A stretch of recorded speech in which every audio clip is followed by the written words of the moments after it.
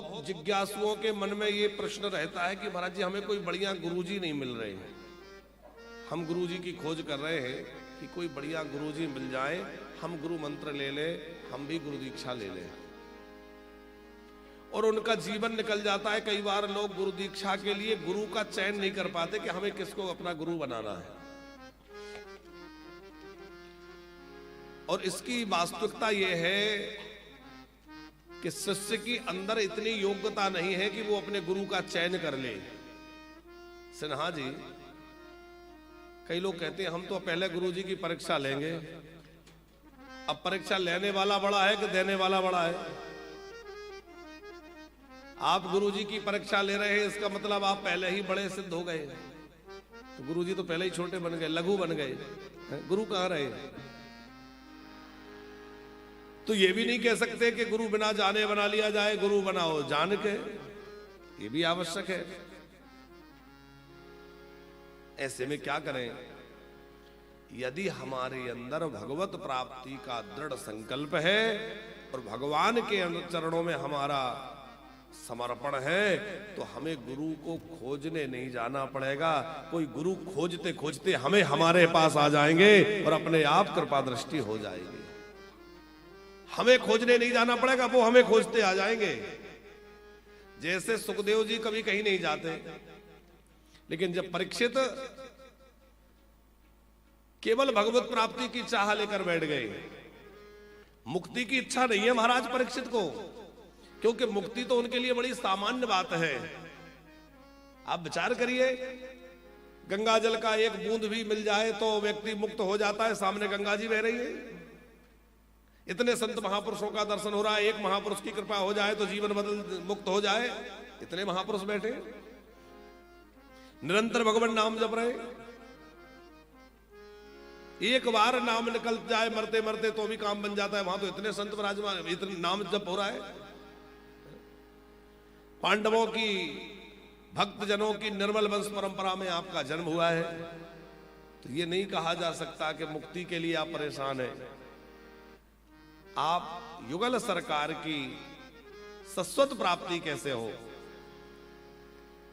श्री कृष्ण प्राप्ति करम शाश्वत, कृष्ण की शाश्वत प्राप्ति कराने वाला ग्रंथ है श्रीमद् भागवत। शाश्वत प्राप्ति का मतलब है कि निरंतर वह प्राप्त बने रहें। और सुखदेव जी उसी प्राप्ति के लिए पधारे हैं। देखो, जो स्वयं रस में डूबा होगा वही वह रस दे सकता है। जो वस्तु हमारे पास है हम आपको दे सकते हैं, जो नहीं है वो कहां से देंगे? हमारे पास रुमाल है, हम आपको दे सकते हैं, पर आप कहें चश्मा दे दीजिए, हमारे पास है ही नहीं। तो जो वस्तु होगी व्यक्ति वही दे सकता है। सुखदेव जी उस रस में दिन रात डूबे रहते हैं और वही वह रस दे सकते हैं। कोई रसिक महापुरुष ही वह रस प्रदान कर सकता है। पर ऐसे रसिक की खोज कैसे हो? तो खोज करने जाने की आवश्यकता नहीं है। हम अपनी कुछ ऐसी स्थिति बना लें, अब भगवान के चरणों में हमारा दृढ़ निश्चय पूर्वक यह है संकल्प हो जाए, प्रभु मैं तो बस आपका हूं, अब आप क्या करने वाले आप जाने। आप बतलाइए, ध्रुव जी महाराज छोटे से बच्चे थे, आगे हम कथा सुनेंगे आज, तो वो गुरु जी को खोजने कहां गए? नारद जी उनके पास आ गए और कहा, बेटा मैं तुम्हें बतलाता हूं कैसे भगवान मिलेंगे। भजन की विधि बतलाई, ध्यान की विधि और भगवान का स्वरूप, मंत्र, स्थान सब नारद जी ने प्रदान किया। प्रभु से प्रार्थना करें, भगवान मैं नहीं जानता कि आपको कैसे भजा जाए, मैं नहीं जानता कि आपके लिए प्राप्त करने के लिए मुझे क्या करना होगा, पर मैं ये जानता हूं कि बस मुझे आपको प्राप्त करना है। आप मेरे हो जाए, मैं आपका हो जाऊं, यही चाहता हूं। शरणागत हो जाएं, भगवान कृपा करके कोई सदगुरु आपके जीवन में भेज देंगे। क्या कहें प्रभु से? बिंदु जी कहते हैं, बिंदु जी महाराज कह रहे हैं, भगवान न जानू कोई पूजा,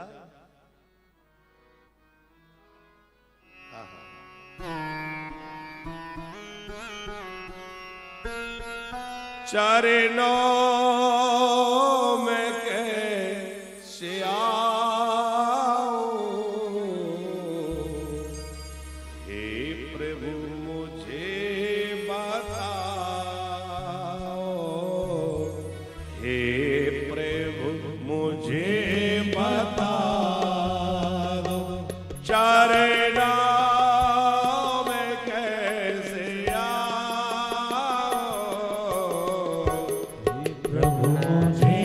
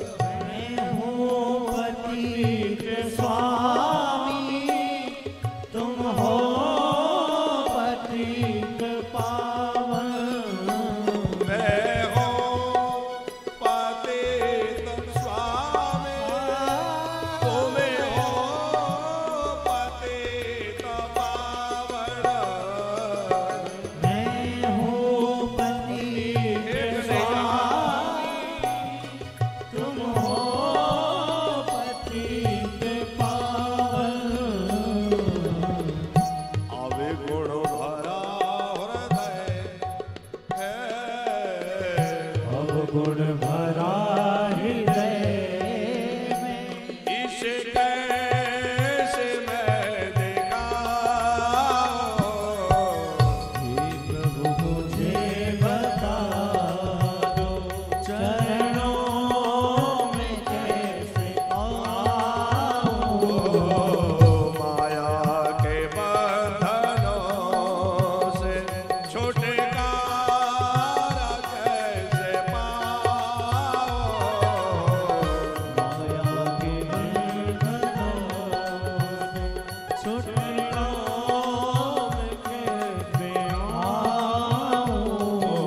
हे प्रभु मुझे बता दो, हे प्रभु मुझे बता दो।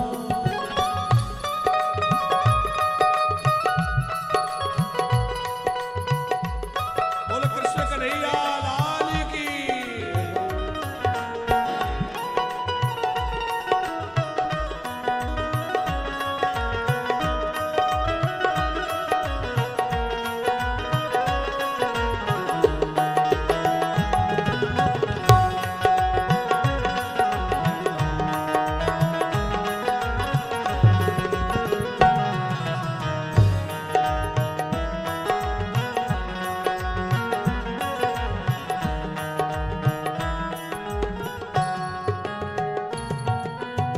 अच्छा हो या बुरा हो, जैसा भी हो तुम्हारा।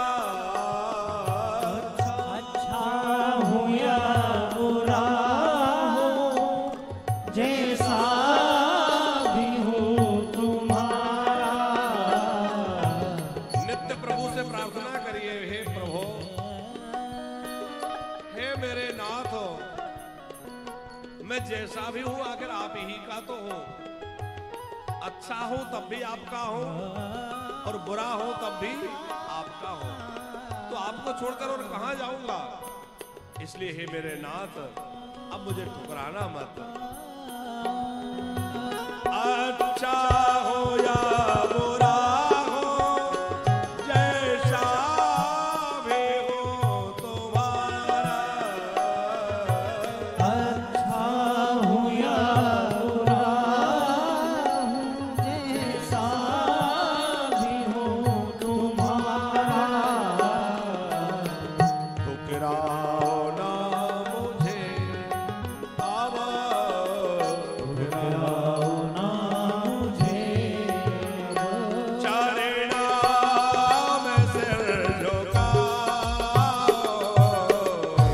प्रभु मुझे बता दो, चरणों में कैसे आऊं।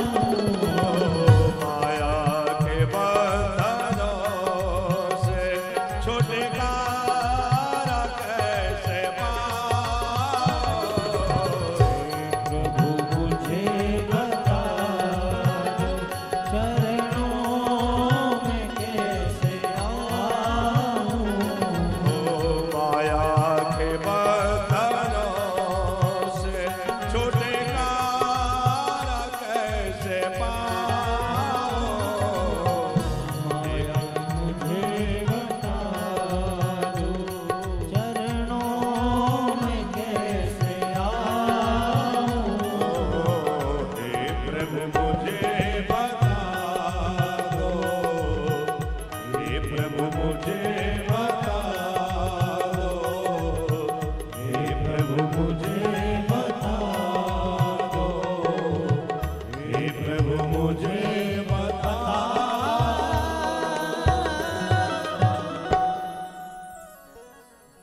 चरणों में कैसे आऊं।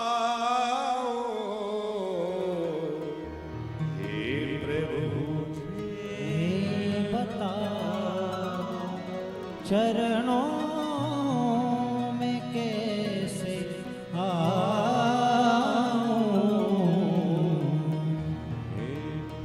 मुझे बता दो। देखो, जब कोई भक्त, कोई साधक इस प्रकार भगवान से प्रार्थना करता है ना, तो फिर भगवान राह दिखाने के लिए किसी संत अथवा किसी सदगुरु को भेज देते हैं। हनुमान जी को भेज दिया लंका में विभीषण को राह दिखाने के लिए। विभीषण जी लंका में भजन कर रहे थे, पर समझ में नहीं आ रहा था भगवान कैसे मिले। तो लंका में श्री विभीषण जी के पास हनुमान जी पहुंच गए। हनुमान जी ने जाके क्या किया? राम जी के प्राप्ति का रास्ता दिखा दिया कि तुम्हें उपकार सुग्रीव ही की। तुम्हें उपकार सुग्रीव ही कीना है, तुम्हारो मंत्र विभीषण माना। लंकेश्वर वह सब जगह जाना, विभीषण ने तुम्हारा मंत्र मान लिया, काम बन गया। तो भैया भगवान कृपा करके अपना कोई प्रियजन संत आपके जीवन में भेज देंगे। राजा परीक्षित ने प्रश्न किए तो गुरुदेव के रूप में जो सुखदेव आचार्य विराजमान है बड़े प्रसन्न होकर उत्तर दे रहे हैं। कल हम लोग सुन रहे थे, सुखदेव जी ने कहा अंते नारायण स्मृति, चाहे ज्ञान के द्वारा हो, कर्म के द्वारा हो, भक्ति के द्वारा हो, चाहे जैसे हो, इतना साधन कर लो कि मरते समय दुनियादारी में मन ना फंसा रहे, मरते समय भगवान की याद आए, भगवान का नाम लेके उनका स्मरण करके मरे। वो नहीं तो मरते समय सब दुनिया याद आती, भगवान याद नहीं आते। बूढ़ी मैया बीमार थी, परिवार के लोग कहते हैं कि दादी राम राम कहो, राम राम, दादी राम राम कहो। और दादी के मुंह से सब बातें निकले पर राम राम ना निकले। किसी प्रकार तो राम नाम, कोई भगवान नाम इसके मुंह से निकल जाए। तो एक व्यक्ति बोला मेरे पास एक युक्ति है, ये नाम ले देगी। क्या युक्ति? बोले अभी रुको। तो उनके एक दामाद को बुलाया, वो दामाद का नाम राम नारायण था। बोले राम और नारायण दोनों ही नाम जुड़े। दामाद को बुलाया, कहा कि अम्मा इनको पहचान रही हो? उसने कहा हाँ। सर हिलाया, हाँ। कौन है ये? तो सबको लग रहा था कि ये कहेगी कि ये वो दामाद है हमारे अमुक नाम, ये राम नारायण। क्या बोली? वो है मुनिया के घर वालों। कौन है? बोले मुनिया के घर वालों। पर उसके मुंह से राम नाम, क्योंकि जीवन भर जिसमें मन फंसा रहा है वही सब याद आएगा। इसलिए भैया अभी से भगवान के भजन का अभ्यास करो, नित्य प्रति प्रभु का स्मरण करो। यदि प्रतिदिन स्मरण करोगे तो अंतिम समय में वही याद आएगा। फिर ध्यान की विधि सुखदेव जी ने वर्णन की।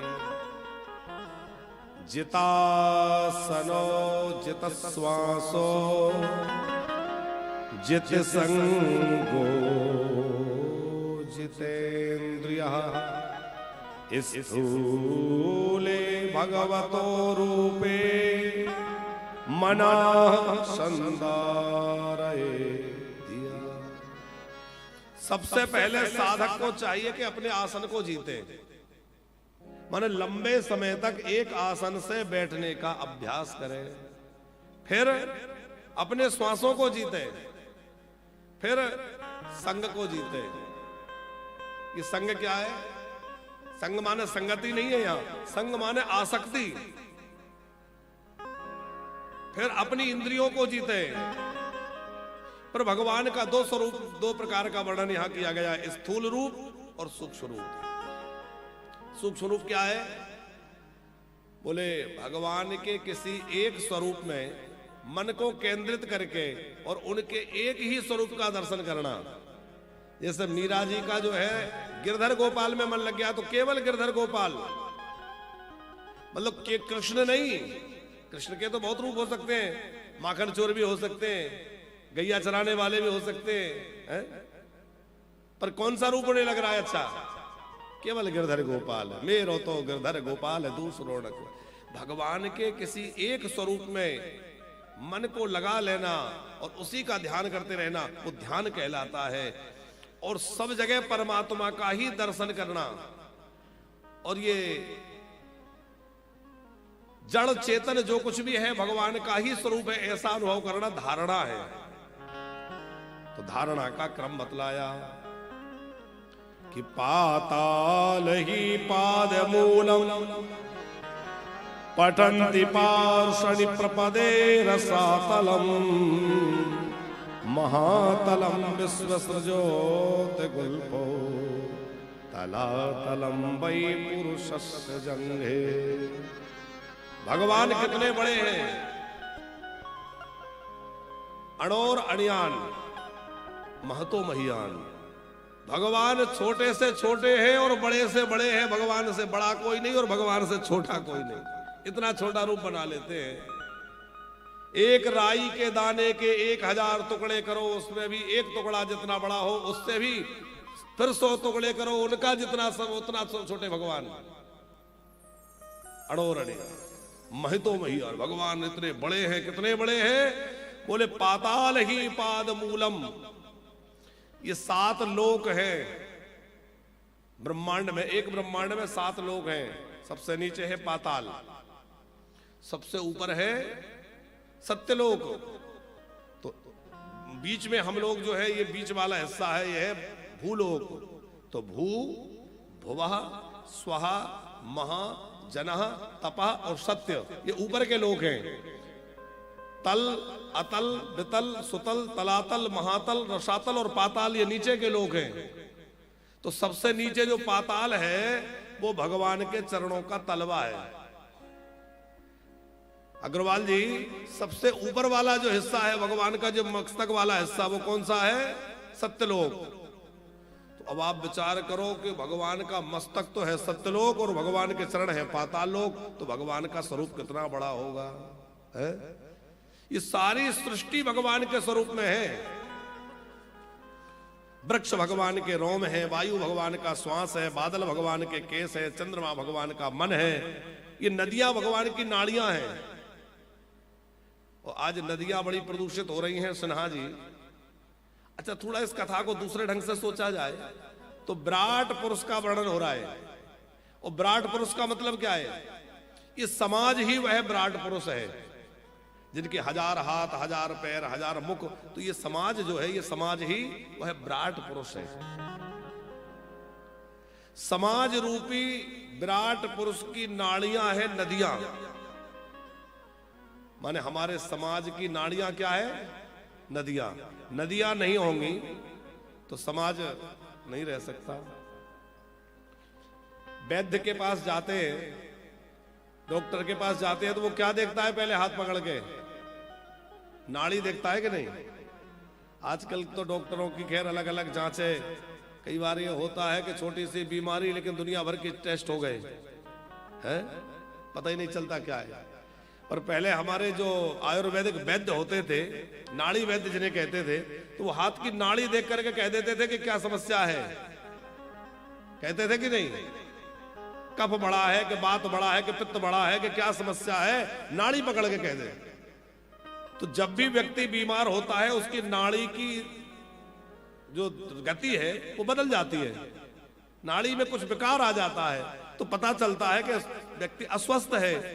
और हमारी नाड़ियां क्या है? समाज की नाड़ियां नदियां है। और नदियों में जब गंदगी हो जाएगी तो भैया विराट नारायण मानिए समाज बच नहीं सकता। ये समाज अस्वस्थ हो जाएगा, बीमार पड़ जाएगा। तो समाज रूपी विराट नारायण को स्वस्थ रखना है तो नदी रूपी नाड़ियों को स्वस्थ बनाना होगा, स्वच्छ बनाना होगा, निर्मल बनाना होगा, अविरल बनाना होगा। हमारी गंगा यमुना पर जो जगह जगह बांध बनाकर उनको रोका जा रहा है, यह भी बहुत अच्छी बात नहीं है। अविरलता से हमारी नदियां बहे, पवित्रता, स्वच्छता है। तो भगवान विराट नारायण का वर्णन किया। भगवान छोटे से छोटे और बड़े से। अच्छा, एक और बात, भगवान कठोर के लिए अत्यंत कठोर हैं और कोमल के लिए भगवान बड़े कोमल हैं। कठोर कितने हैं? सिन्हा जी, जब उस काली नाग के फणों पर हमारे कन्हैया ने ठुमके लगाए तो काली नाग की क्या दशा भई? 101 फण थे उसके और बड़ा भारी नाग था, लेकिन उसके जिस फण पर कन्हैया का चरण पड़े उसी में से रक्त बहने लग जाए। कभी कभी नाचते नाचते दो फड़ों के बीच में पैर पड़ जाए तो बीच में से फन फट जाए, है कि नहीं यही दशा? तो कितने कठोर चरण बन गए होंगे। और वही चरण लक्ष्मी जी जब दबाती हैं, जानकी जी जब दबाती हैं, तो उनको ये डर लगता है कि कहीं मेरे हथेलियों की चोट भगवान के पैरों में ना लग जाए। इतने कोमल है कि वो चरण संवाहन करते हुए भयभीत रहती है कि कहीं मेरे हथेलियों की चोट ना लग जाए। और इतना धीमा धीमा स्नेह स्नेह अग्रवाल जी दबाती है कि उनकी हथेली जो है वो चरणों तक स्पर्श ही नहीं होती। हथेलियों की जो लालिमा है ना, वो लालिमा ही बस स्पर्श होती है, हल्का हल्का स्पर्श करती है, कहीं पैरों में चोट ना लग जाए। तो आप कहेंगे कि जानकी जी के हाथ कठोर होंगे, पर हमारी जानकी जी कितनी कोमल है? अब एक रूपक आपको बताएं। जब कौशल्या जी ने सुना कि बहुएं आ रही हैं डोलियों में बैठकर जनकपुर से, और सुना कि हमारी बहू बड़ी कोमल है, बड़ी सुकोमल अंग वाली है, तो कौशल्या जी ने करोड़ों कमल के पुष्प बुलवाए। करोड़ों कमल के पुष्प आए और उनका पराग झड़ाया। पुष्प नहीं बिछाए मार्ग में, उनकी पंखुड़ी नहीं बिछाई। कमल के पुष्प के अंदर एक महीन सा पदार्थ होता है जिसको पराग बोलते हैं, वो झड़ाया गया। अब करोड़ों कमलों में से झड़ाया होगा, जब कुछ निकला होगा, उसको उस मार्ग में बिछाया गया जहां से जानकी जी डोली से उतर के पैदल चलना था महल के अंतःपुर तक। और बहुएं डोली से उतरी, माताओं ने आरती करी और किशोरी जी चलने लगी। चारों बहुएं चल रही हैं, तीनों माताएं सहारा देके चल रही हैं, सब सखियां गीत गाती भई चल रही हैं, मंगल वाद्य बज रहे हैं। और 10-20 कदम हमारी किशोरी जी जानकी जी चली और उनका मुख सूख गया, अदरोष्ट सूखने लग गए। अब जब मुख सूखने लगा तो कौशल्या जी समझ गई, चला नहीं जा रहा। बेटी क्या हुआ? बेटी क्या बात है, तुम कुछ परेशान लग रही हो। जानकी जी बोली, नहीं नहीं माँ कोई बात नहीं, नहीं नहीं बेटी कहो, मैं तुम्हारी माँ हूं, बताओ। तो सकुचाते भये श्री जानकी जी ने कहा, माँ ये मार्ग में बिछा हुआ पराग जो है ये मेरे पैरों में चुभ रहा है। अब आप विचार करिए कि जानकी जी के चरण कितने कोमल होंगे कि पराग चुभ रहा है। कौशल्या जी का हृदय करुणा से, ममता से भर आया और उन्होंने अपनी बहू रानी को गोद में उठा लिया। और जैसे ही गोद में उठाया तो फिर कभी भूमि पे पैर नहीं देने दिया। वो स्वामी जी ने इसका भाव दिया है, पलंग पीठ ताजी गोद हिडोला, पलंग पीठ ताजी गोद हिडोला, पलंग पीठ ताजी गोद हिडोला, पलंग पीठ ताजी गोद हिडोला, आवने नदीना पाग आवानी कठोरा, नदीना पग आवानी कठोरा, हाशियना देना पग, शियना देना पग आवानी कठोरा, पलग पीठ ताजी गोद हिडोला, पलंग पीठ ताजी गोद हिडोला, पलग पीठ ताजी, पलग पीठ ताजी, पलग पीठ ताजी गोद हिडोला। तो जानकी जी कितनी कोमल। अब उनके जब चरण इतने कोमल तो हथेलियां भी बड़ी कोमल होंगी। और उन कोमल हथेलियों से जब चरण संवाहन करती हैं, आहा, उनको भय लगता है कि मेरी हथेलियों की चोट राम जी के चरणों में न लग जाए। तो राम जी के चरण कितने कोमल होंगे। और इतने कोमल चरण जब भैया उस काली नाग के फणों पर पड़े तो क्या हुआ? बोले उस नाग के फणों से रक्त बमन होने लगा। तो भगवान कोमल से भी कोमल है, कठोर से भी कठोर है, छोटे से छोटे हैं और विराट से विराट है। भगवान की विराटता भी अद्भुत है और भगवान की कोमलता भी अद्भुत है। भक्तों के लिए भगवान कोमल है और दुष्टों के लिए भगवान कठोर है। भगवान तो बस जैसा भक्त है वैसा भगवान का स्वरूप हो जाता है। ये 14 भुवनात्मक जो ब्रह्मांड है, 7 लोक नीचे 7 ऊपर, तो 14 भुवनात्मक जो ब्रह्मांड है वो भगवान का ही श्री अंग है। क्या नाम राकेश जी, वो बिजली वाले को बुला के दिखाना यहाँ कोई शॉर्ट सर्किट हो रहा है, उसकी गंध आ रही है। तो ये काली तो भले ही हो जाए पर और अब ना करे कुछ है? इतनी काली तो ठीक है पर और कुछ गड़बड़ ना करे। तो फिर जो है सुखदेव जी कह रहे हैं राजन, मुक्ति 2 प्रकार की है, एक है क्रम मुक्ति, एक है श्रद्धा मुक्ति। सद्यो मुक्ति का मतलब है सीधे सीधे भगवान के पास चले जाना। क्रम मुक्ति का मतलब है कि पहले सब लोगों का सुख भोगते भय मुक्त होना। तो पितृलोक में जाना, स्वर्गलोक में जाना, महालोक, जनलोक, तपलोक आदि आदि लोकों का सुख भोग करते हुए फिर भगवान के यहां जाना, ये तो क्रम मुक्ति है। और सद्यो मुक्ति का मतलब है सीधे सीधे जहां है वहीं से भगवान का मिल जाना। क्रम मुक्ति का एक मतलब यह भी है कि पहले कीट पतंगा हुए, फिर पशु पक्षी हुए, फिर जो है मनुष्य बने और उसमें भी उत्तम वर्णों में जन्म हुआ, फिर जो है कोई ऋषि मुनि महात्मा के रूप में भाई फिर मुक्त होंगे। और सद्या मुक्ति में चाहे हाथी के रूप में है वहीं से मुक्त हो गए, कोई किसी रूप में है वहीं से मुक्त हो गए। भगवान जिस पर कृपा करते हैं उसको सीधा मुक्त कर देते हैं। महाराज परीक्षित ने कहा, गुरुदेव भगवान की और मधुर लीला सुनाइए।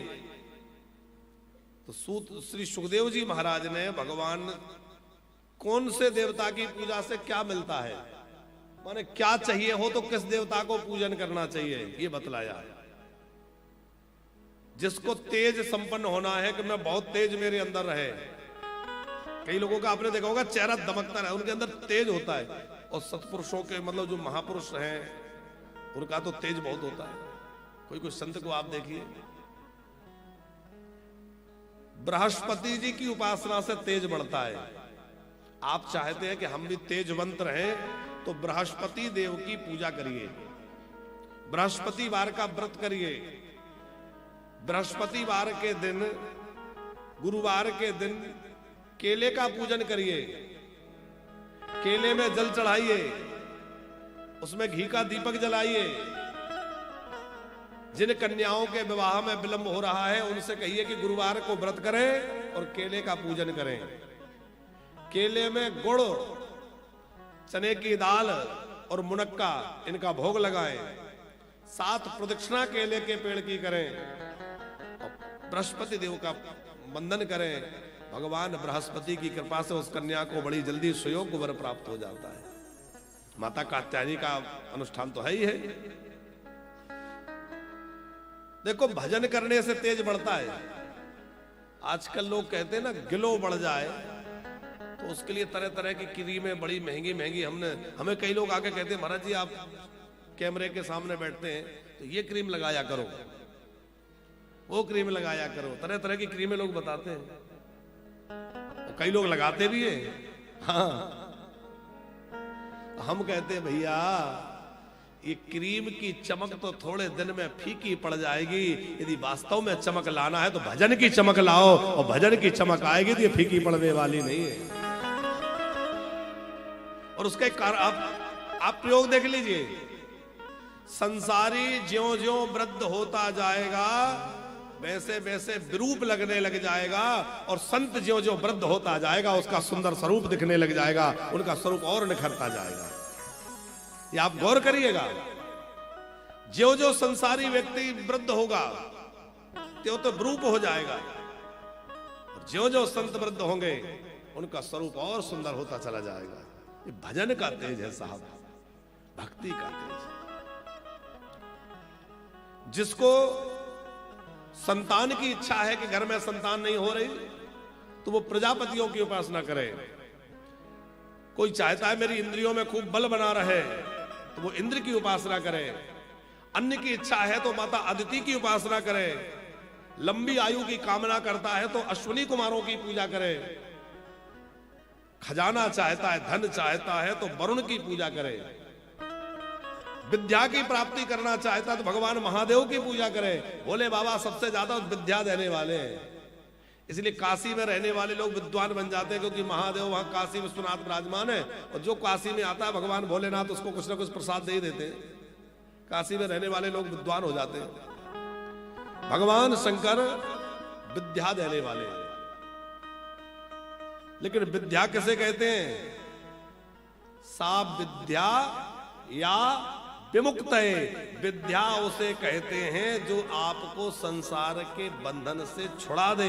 महादेव जो विद्या देते हैं वो कौन सी विद्या है? बोले वो विद्या वो देते हैं जिससे आप भव बंधन से छूट जाएं और राम नाम में लग जाएं, भगवान के भजन में लग जाएं। महादेव जो है ज्ञान देने वाले तो है ही, पर वह ज्ञान कौन सा? महादेव ज्ञान देते हैं कि भैया भगवान शंकर कौन सा ज्ञान देते हैं कि सच हरि भजन जगत सब सपना।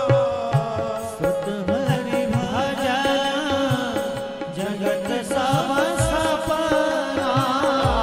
सच हरि भजन जगत सब सपना। सत हरि भजन जगत सब सपना। उमा कहो मैं अनुभव अपना। उमा कहूँ मैं अनुभव अपना। उमा कहो मैं अनुभव अपना। उमा कहूँ मैं अनुभव अपना। सच हरि भजन जगत सब सपना। सत हरि भजन जगत सब सपना। उमा कहो मैं अनुभव अपना। उमा कहूँ मैं अनुभव अपना। अनुभव अपना। अनुभव अपना।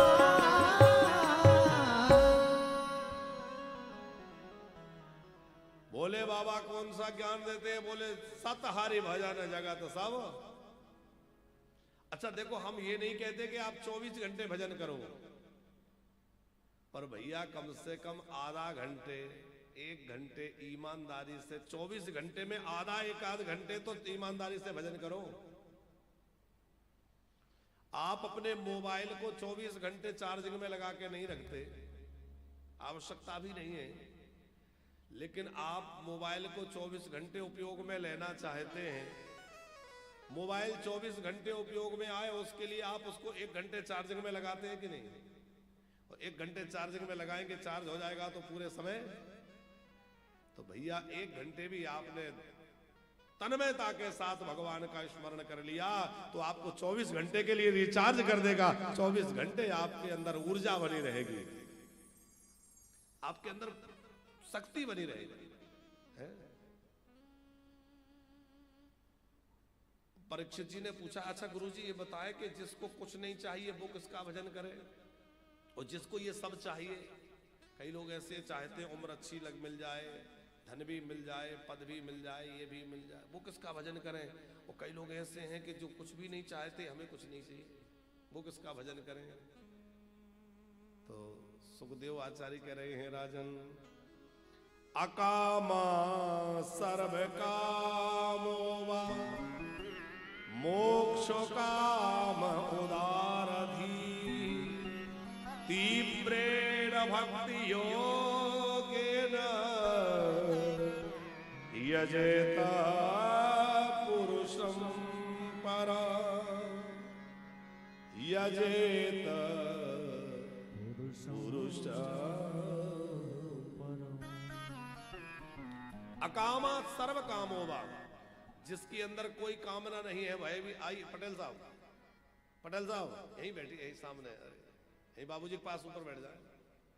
इटारसी से हमारे पटेल साहब पधारे। आप वरिष्ठ पत्रकार हैं, हमारे बड़े प्रेमी हैं, तो बहुत बहुत स्वागत है आपका। ये तो आपका अपना आश्रम है। तो जिसके अंदर अनेक कामनाएं हैं वह भी, और जिसके अंदर कोई कामना नहीं है वह भी किसका भजन करे? तीव्र भक्ति योग से भगवान नंद नंदन श्याम सुंदर का स्मरण करे, श्री कृष्ण का भजन करे। जो मनुष्य शरीर धारण करके भी ईश्वर की आराधना उपासना नहीं करता वह तो पशु है। कौन सा पशु है? तो 4 पशुओं का यहां वर्णन किया कि स्विट वराह खरोश ओष्ठ खरई। स्विट माने होता है, यहां 4 पशुओं की बात कही। ओष्ठ माने ऊंट, खर, स्वान और वराह। इनकी तरह उन लोगों का जीवन है जिन्होंने भगवान का नाम नहीं लिया। वराह भी जहां जो मिल जाए खाने में लगा रहता है। वो वराह माने होता है सुअर, सुअर को जो मिल गया। हम लोगों की स्थिति भी ऐसी ही है, जो मिल गया है? दूसरा स्वान, कुत्ते की तरह जीवन हो गया। तिरस्कार मिल रहा है, गालियां मिल रही हैं, फिर भी घर में पड़े हैं, फिर भी घर की आसक्ति नहीं छूट रही है। तमाम तरह तरह से अपमानित हो रहे हैं, फिर भी आसक्ति नहीं छूट रही। खर, खर माने होता है गधा, गधे की तरह भार ढोए जा रहे हैं, लगे उसी में, पर उससे मन नहीं हट रहा है, वही अच्छा लग रहा है। ऊंट की तरह, ऊंट कांटे भी चबा जाता है, तो उस ऊंट की तरह है जो अपने जिह्वा से भगवान नाम का गान नहीं करता। उसकी जिह्वा दादुर के माने मेढक के जीव के समान है। सूत जी से सोनक जी कह रहे हैं, आप हमें भगवान की रसमयी कथा सुनाइए। भगवान ने किस प्रकार सृष्टि का सृजन किया, किस प्रकार इस संसार को भगवान ने बनाया, आप कृपा पूर्वक हमें सुनाइए। तो पहले तो सुखदेव जी ने भगवान का स्मरण किया। पहले मंगलाचरण नहीं किया था, अब किया। क्योंकि पहले पूछा था मनुष्य को क्या करना है, अब पूछ रहे हैं भगवान क्या करते हैं। तो भगवान की बात करेंगे तो पहले भगवान का ध्यान करेंगे। नमः परस्मै पुरुषाय भूयसे सदुत्वस्थान निरोधलीलया गृहीत सत्ते त्याज देहिनाम् अंतर्भवायानुपलक्ष्यवर्त्मने। भगवान का स्मरण करते हुए कह रहे हैं, हम उन परम प्रभु का, परम पुरुष का स्मरण करते हैं जो समस्त सृष्टि के सृजन करने वाले हैं। नमो नमस्ते वृषभाय सात्वतां विदुर काष्ठाय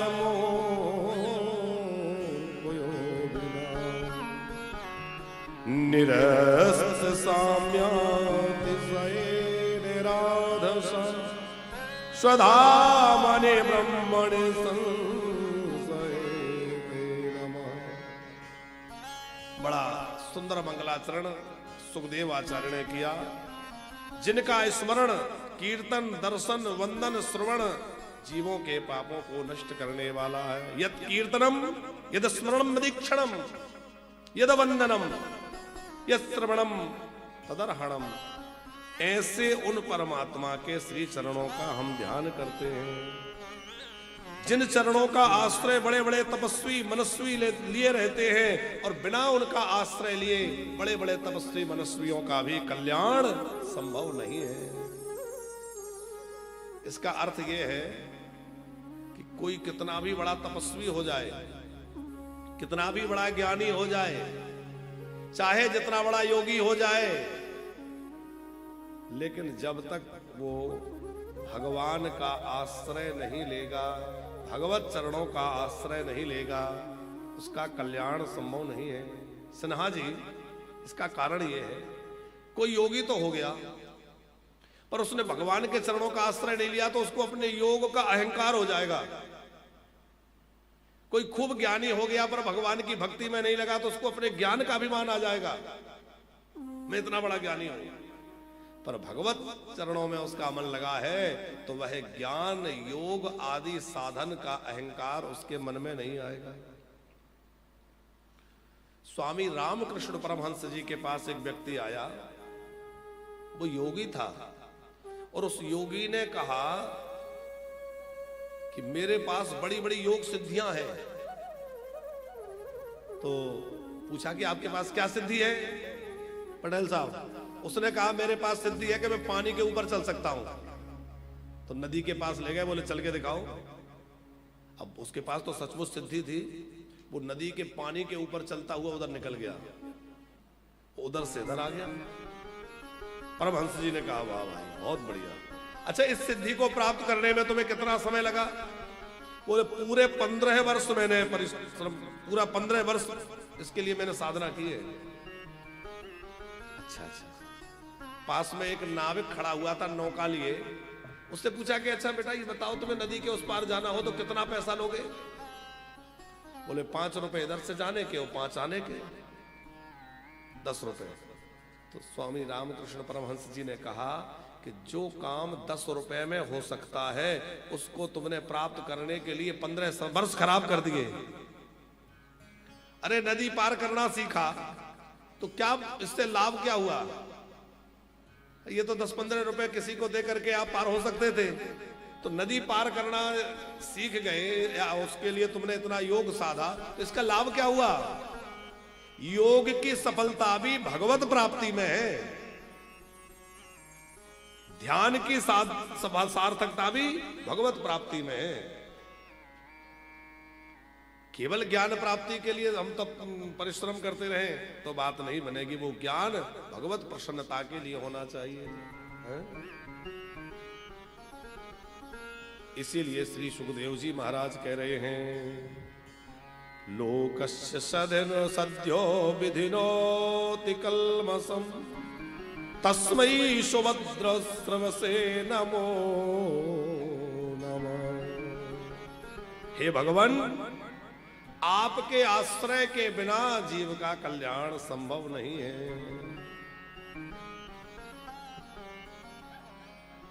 हरि भजन बिना सुख शांति कहां, हरि भजन बिना कल्याण कहां, बिना भगवान के भजन के कैसे? तो भैया आप कोई भी साधन कर रहे हैं, उस साधन में भजन अवश्य है। आपने गुरु गोरखनाथ जी का नाम सुना होगा। गुरु गोरखनाथ जी बहुत सिद्धियां प्राप्त किए थे, पर उन गोरखनाथ की सिद्धियां रैदास के सामने बौनी हो गई।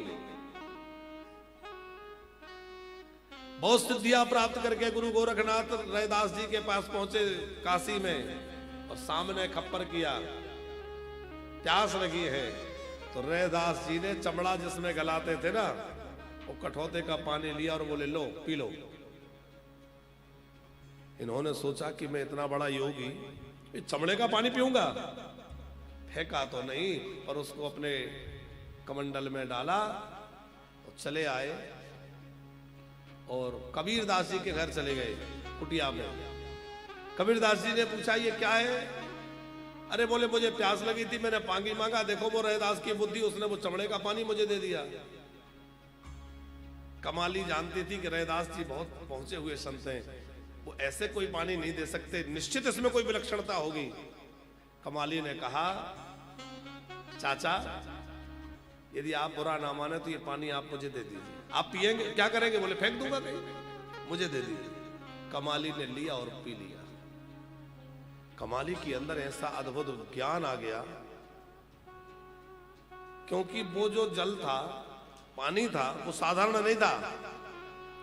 उस समय रैदास जी मानसी सेवा में थे, भगवान की मनी मन सेवा कर रहे थे और मानसी सेवा में उन्होंने अभी अभी भगवान को स्नान कराया था। तो स्नान कराने के बाद चरणामृत निकला था, तो वो चरणामृत ही उनके सामने उपस्थित मानसी में था और सामने वो आ गए। तो गोरखनाथ को कोई चरणामृत दिया तो सामने से तो वो दिख रहा था कि वो पानी उसका है, लेकिन वो मानसी का चरणामृत था। बाद में घूमते घूमते बड़े दिनों के बाद जब पूरी भारत को घूमते हुए वो गुरु गोरखनाथ अपनी सिद्धियों का प्रचार कर रहे थे, अपने पंथ का प्रचार कर रहे थे, उन्होंने एक शर्त रखी थी कि मैं उसी के घर भोजन करूंगा जो मेरा खप्पर भर देगा। योग सिद्धियों का बल इतना था कि उनका खप्पर भरा ही नहीं जाता था, खप्पर भरता नहीं था। तो मुल्तान पहुंचे। उस समय कबीर दास जी की बेटी जो कमाली है वो मुल्तान में रहती, उसके ससुराल मुल्तान में हो गई थी, वहां रहती थी। उसने अपने पति से कहा कि ये बाबा जी को बुला लाओ, हम इनका खप्पर भर देंगे। तो तुम कैसे भरोगे? बोले बुला लाओ।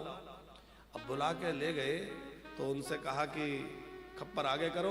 वो पर्दे में थी, वहीं से उसने एक छोटी चम्मच में खीर भरी और वो खप्पर में डाली। खप्पर ऊपर से झलकने लग गया। अब ऊपर से खप्पर से निकलने लगी तो वो चक्कर में पड़ गए कि ऐसा कौन सिद्धि योगी है जिसने मेरी सिद्धियों को फेल कर दिया, कौन है? तो बाहर निकली, मैं कमाली, कबीर दास जी की बेटी। बेटी कमाली, तेरे अंदर ये कमाल आया कहां से? तब कमाली ने कहा कि ये वही पानी जो आप लेके आए थे उसका चमत्कार है। जब से मैंने पिया है, जब से ये सिद्धियां मेरे अपने आप बस में हो गई। बड़ी बड़ी सिद्धियां भगवान के भक्त के वैसे ही अधीन हो जाती हैं। भागते हुए जो है वो गोरखनाथ रैदास जी के पास आए और फिर से कहा कि फिर से प्यास लगी है, पानी दो। तो रैदास जी ने क्या कहा? प्यासे थे तब पिया नहीं, जिन पिया पिया को जान लिया।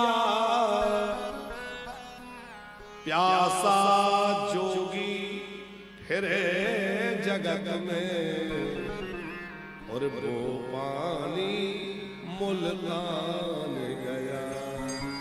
वो पानी तो मुल्तान चला गया, अब वो पानी कहां है?